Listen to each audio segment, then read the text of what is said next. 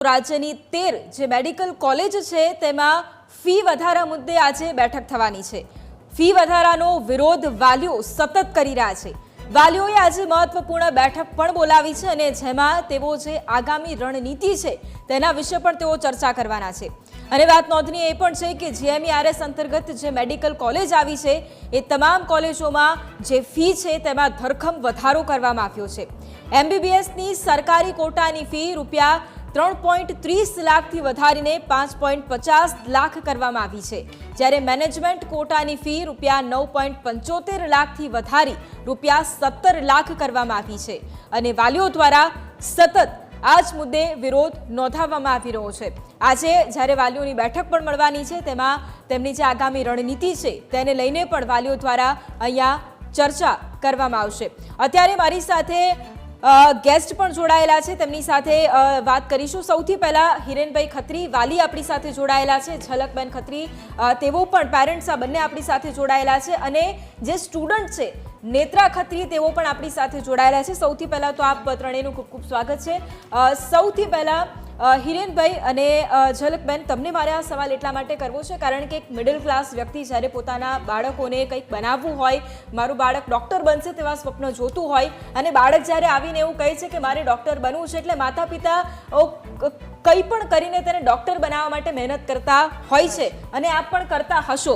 એટલે સૌથી પહેલાં તો મારે તમારી પાસેથી હિરેનભાઈ એ જ જાણવું છે કે શું માંગણી છે આપની? આપ જે બેઠક પણ કરવાના છો એટલે શું માંગણી આપની આજે? અમારી માંગણી અત્યારે એ જ છે કે જે જીએમઈઆરએસમાં જે ફી વધારો કરેલો છે અને જેટલો મોટો ઉથલો માર્યો છે ફીમાં કે સામાન્ય માણસ તો છોડો, અપર મિડલ ક્લાસ પણ આ ફી વધારો પોસાઈ શકે તેમ નથી। અમારી માંગણી એટલી જ છે કે તાત્કાલિક ધોરણે જો સરકાર ફી વધારો પાછો ખેંચે તો વિદ્યાર્થીઓને થોડી રાહત થઈ શકે છે। અધરવાઇઝ વિદ્યાર્થીઓનું જે ડૉક્ટર બનવાનું સપનું છે એ ફક્ત ને ફક્ત ફીના કારણે જ રોળાઈ જાય એવું અમને લાગી રહ્યું છે। આભાર। બિલકુલ ઝલકબેન, મારો તમને સવાલ એ પણ છે કે અત્યારે સતત એક માતા તરીકે પણ આપને એવું હોય કે મારી બાળકી ડૉક્ટર બને એના માટે હું કંઈ પણ કરું। હવે આ ફી વધારો તમને કેવી રીતે નડી રહ્યો છે? કારણ કે અન્ય પણ જે વાલીઓ હશે જેમની સાથે તમે સંપર્કમાં હશો એટલે એમનું પણ શું કહેવું છે? ખૂબ ખૂબ આભાર।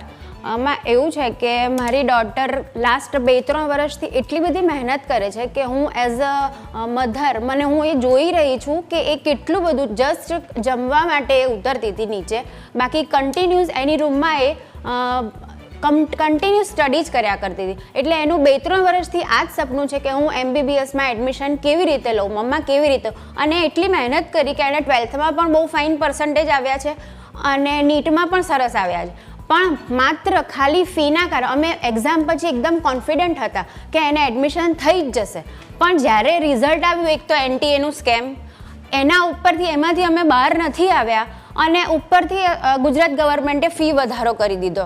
અમે કોન્ફિડન્ટ હતા કે ફી અમે એડમિશન મળી જ જશે, પણ માત્ર ને માત્ર આ ફી વધી એના પછી અમને એવું લાગી રહ્યું છે કે ખબર નહીં હવે શું થશે, આટલી બધી ફી તો અમને પોસાવાની છે નહીં, એટલે અમે થોડા ટેન્શનમાં છીએ કે ભાઈ હવે શું થશે।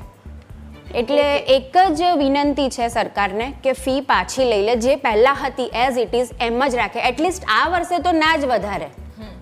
આપણી સાથે નેત્રા ખત્રી પણ છે। નેત્રા, આપ ડૉક્ટર બનવાનું સપનું જોઈ રહ્યા છો, કઈ કોલેજમાં આપની જવાની ઈચ્છા હતી? કારણ કે આપે પણ વિચાર્યું છે કે મારે આ કોલેજમાં એડમિશન જોઈએ છે, મારે અહીંયાથી શીખવું છે, એટલે આપની કઈ કોલેજમાં જવાની ઈચ્છા હતી? આ વર્ષે આપનું પ્રથમ યર હશે અને એમાં પણ આવો તો થિંક ફી વધારો, આપના સાથે આપના ફ્રેન્ડ્સ પણ હશે, તેમની સાથે પણ આપની વાત થઈ હશે, એટલે કઈ કોલેજમાં આપની વધારે જવાની ઈચ્છા હતી ને એમાં ફી વધી છે? મારા તો માર્ક્સના એકોર્ડિંગ તો મારે એવું જ હતું કે મને આટલા બધી જીમર્સ ને બધું મળી જાત મને, પણ જ્યારે ફી ઇન્ક્રીઝ કરે છે ને તો ત્યારે એવું લાગે કે અંદરથી લાગે કે મારું જે ડ્રીમ છે એ હાથથી જતું રહે છે। મારું ડ્રીમ આ ખાલી ફીના લીધે જ એવું થયું છે। હવે 17 lakhs પર યર, 17 lakhs પર યર અગર ફી કોઈ પે કરી શકે, એ ફેમિલીને કેટલી એની પર મંથ એની ઇન્કમ હોવી જોઈએ જે આવી રીતે પે કરી શકે? હિરણભાઈ, મારો એક સવાલ છે કે જે ગત વર્ષે જે પરિપત્ર બહાર પાડવામાં આવ્યો હતો અને ત્યારબાદ એમાં કોઈ અત્યારે જે બહાર પાડવામાં આવ્યો હતો તેમાં કોઈ મેજરલી એવા કોઈ ફેરફાર નથી કરવામાં આવે, એટલે તમે જ્યારે આ પરિપત્ર જોવો હશે, કારણ કે સ્વાભાવિક રીતે જ્યારે બાળકોને આપણે કોલેજમાં મોકલતા હોઈએ ત્યારે આપણે ખાસ ધ્યાન રાખતા હોઈએ કે ભાઈ શું પરિપત્ર બહાર પાડવામાં આવે છે અથવા તો કોલેજની જે ફીસ વધી છે કે નહીં, સ્ટ્રક્ચર શું છે, બધું જ આપણે જોતા હોઈએ છીએ. એટલે તમને ક્યારે આ વાતનો ખ્યાલ આવ્યો? કારણ કે કદાચ આ વર્ષે જેટલું તમે ધ્યાનથી વિચાર્યું હશે, આજથી 2 વર્ષ પહેલા કદાચ એટલું ધ્યાનથી નહીં જોયું હોય, એટલે આ વાતનો ખ્યાલ તમને ક્યારે આવ્યો? અને તમે એક વાલી તરીકે જવાના છો, પણ તમારી સાથે અન્ય કેટલા વાલીઓ છે કે જે આમાં જવાના છે? આ પરિપત્ર પણ તમારી પાસે છે અત્યારે અને તમે આવેદન પણ આપવાના છો, એ પણ લેટર મને દેખાઈ રહ્યો છે અત્યારે. એટલે અમને આ વસ્તુની જાણ ક્યારે થઈ? જ્યારે નીટનું રિઝલ્ટ આવી ગયું, નીટના સ્કેમ સામે આવ્યા, ત્યારે અમે લોકો ખૂબ જ ટેન્શનમાં હતા. થોડાક ટેન્શનમાંથી જસ્ટ બહાર નીકળ્યા અને તરત જ અમને લગભગ લાસ્ટ સેટરડે અમને જાણવા મળ્યું કે ભાઈ ગુજરાત સરકારે GMERSની જે ફીસ જે છે એમાં તોતિંગ વધારો કરી દીધો છે. 8 લાખમાં 9 લાખની આસપાસ જે ફી છે એના સીધા 17 લાખ કરી નાખ્યા છે. 2-2.5 લાખની જે 3 લાખની જે ફી છે એના સીધા 5.5 લાખ કરી નાખ્યા છે. એટલે અમને આ જસ્ટ અઠવાડિયા પહેલાં જાણવા મળ્યું અને અમે લોકોએ ત્યારથી જ વિચાર્યું કે આપણે કંઈક આમાં કરવું પડશે, આમાં ચળવળમાં ભાગ લેવો પડશે. અધરવાઇઝ અમારું તો ઠીક છે, જે હવે આ વર્ષમાં 12થમાં જે સ્ટુડન્ટ ભણી રહ્યા છે એમને આવતા વર્ષે બી તકલીફ પડવાની છે, એ 100%ની વાત છે. એટલે અમારી સરકારની પાસે એટલી જ માંગણી છે કે તાત્કાલિક ધોરણે ફી વધારો જે છે એ પાછો ખેંચે, તો જ સ્ટુડન્ટને અત્યારે જે ડિપ્રેશનમાં આવેલા છે તેમને શાંતિ મળશે, સાંત્વના મળશે. એ જ અમારી માંગણી છે. બિલકુલ. હિરણભાઈ, તમારી પાસે મને એ પત્ર પણ દેખાઈ રહ્યો છે, કારણ કે આજે તમે કલેક્ટરને કદાચ આવેદન પત્ર પણ પાઠવવાના છો, એટલે એમાં તમારી શું માંગણી છે, એમાં શું લખાણ છે, એ પણ થોડું જાણવું છે. અમારી આમાં મેજર તો એ જ અમારી માંગણી છે કે ફી વધારો પાછો ખેંચે. આમાં અમારો મુદ્દો એ છે કે અમને ખબર નથી પડતી કે આ અસહ્ય ફી વધારા સામે સરકાર કેમ આંખ આડા કાન કરી રહી છે, એ અમને ખરેખર ખબર નથી પડતી. એમાં 1થી વધુ બાળકો જેમના હોય તેમની શું દશા થતી હશે તે મા બાપને જ ખબર છે. કારણ કે એક બાળકને જો સારી રીતે ભણાવવાનો ખર્ચ, ડૉક્ટર કરવાનો ખર્ચ જો આટલો બધો થતો હોય તો બીજા બાળકની શું દશા થતી હશે તે બી મા બાપને જ ખબર છે. અમારી જાણકારી પ્રમાણે જૂની જે ફી હતી એ 30.30 લાખ રૂપિયા હતી. હવે નવી જે ફી વધારો કરવામાં આવ્યો છે તે 50.50 લાખ કરી છે, જે ગવર્મેન્ટ કોટાની છે. મેનેજમેન્ટ કોટાની જે ફી છે 9.07 લાખ રૂપિયા હતી ગયા વર્ષે, જે આ વર્ષે ₹17 લાખ કરી દેવામાં આવી છે. એટલે ઓલમોસ્ટ 80% સુધીનો વધારો છે. આ કયા લોજિકથી ફી વધારી છે એ હજી અમને ખબર પડતી નથી. અમને એવું લાગી રહ્યું છે કે આ જે નીટ સ્કેમમાં જે ડ્રાસ્ટિક જે ગ્રેસ માર્ક આપી દેવામાં આવ્યા છે એ જ ફોર્મ્યુલા અહીંયા અપનાવવામાં આવી હોય એવું અમને લાગી રહ્યું છે.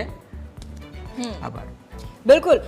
ઝલકબેન, અહીંયા આજે ફી વધી રહી છે, તમને એવું લાગે છે કે જે ગરીબ વર્ગના લોકો હોય કે જે મધ્યમ વર્ગના લોકો હોય તેમના માટે મેડિકલમાં એડમિશન લેવું એના દરવાજા ઓલમોસ્ટ બંધ થઈ ગયા છે, એવું તમને લાગે છે? હા જી, કેમ કે જો અમે લોકો 2-3 વર્ષથી પ્લાનિંગ કરતા હોઈએ કે અમે અમારા સ્ટુડન્ટને કે અમારા બાળકને અમે ડૉક્ટર બનાવીશું અને અમે એ પ્રમાણે ફીસ જોતા આવતા હોઈએ લાસ્ટ યરની કે હા ચલો આટલું છે, તો અમારું એક બજેટ અમે સેટ કરેલું છે કે ભાઈ ચલો 3.30 છે તો આપણને એ પોસાઈ શકશે. ગવર્મેન્ટ નહીં મળે તો કાંઈ વાંધો નથી, પણ સેમી ગવર્મેન્ટમાં 3.30 લાખ જે ફીસ છે એ અમને પોસાશે. તો અમે લોકોએ એને બાયોલોજી લેવડાવ્યું અને કહ્યું કે ચલો બેટા આ આપણા બજેટમાં છે, અમારું બજેટ છે, તો તું ચલો કંઈ વાંધો નથી, આપણને ડૉક્ટર બની શકાશે. પણ જ્યારે હવે એક્ઝામ આપી દીધી એણે નીટની અને પછી તરત જ તમે વિધિન રિઝલ્ટ આવ્યું એ પછી તમે એવું કહો છો કે ફીસ વધી ગઈ આ વર્ષે, તો એ અમારું બજેટ આખું ડિસ્ટર્બ થઈ ગયું. કેમ કે અમે લોકોને ખબર હતી કે 3.30 છે એ અમને પોસાશે. હવે 3.30ની 5.50 અને એ તો ઠીક છે, મેનેજમેન્ટમાં 17 એ બી ના પોસાય. ચલો અમે GQ નહીં તો MQમાં અમને લોકોને એવું લાગ્યું કે ચલો મળી જશે તો 9 પણ પોસાશે. ચલો એઝ અ અમે અપર મિડલ ક્લાસ એવું લાગ્યું કે ચલો 9 સુધી પણ અમે જઈ શકીશું. પણ હવે તો બિલકુલ ડોર ક્લોઝ થઈ ગયા છે એકદમ. મેડિકલમાં જવાના મિડલ ક્લાસને મિડલ ક્લાસના સ્ટુડન્ટને જવાના ડોર બિલકુલ ક્લોઝ, કેમ કે મારા છોકરાઓ એકદમ હોશિયાર છે છતાં પણ એ મેડિકલમાં એડમિશન નહીં મેળવી શકે બિકોઝ ઓફ ફીઝ.